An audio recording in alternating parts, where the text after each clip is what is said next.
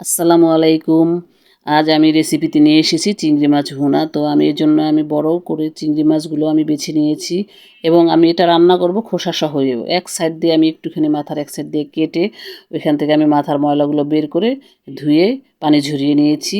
এরপর আমি পেঁয়াজ এবং কাঁচামরিচ কেটে নিয়েছি এবং চুলাটা জ্বালিয়ে দেব এবার, এবং সাথে একটু তেলও দিয়ে দেব। এরপর আমি এটা নাড়তে থাকবো যতক্ষণ না পেঁয়াজ বেরেস্তা আকার হয়ে যায়, ততক্ষণ পর্যন্ত নাড়তে থাকবে। এরপর আমি নারকেল বাটা দেব একটুখানি। নারকেল বাটা আমি ডিবে রেখে দিয়েছিলাম, ওটা এখানে একটু পানি মিক্স করে তারপর আমি এই পেঁয়াজের মাঝে ছেড়ে দেব এবং নেড়ে চেড়ে নেব।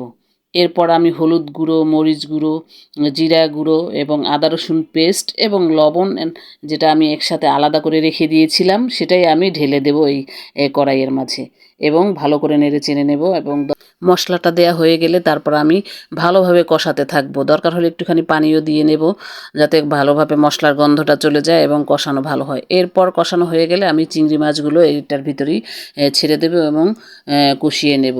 এরপর কষানো হয়ে গেলে কিছুক্ষণ এরপর আমি পরিমাণ মতো পানি দিয়ে নেব।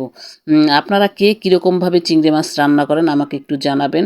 তো আমি এভাবেই রান্না করি। তো আমার কথা বলতে বলতে কষানো হয়ে গেছে, এবার আমি পানি দিয়ে দেব। পানি দিয়ে আমি কিছুক্ষণ নেড়েচেড়ে তারপরে ঢেকে দেব।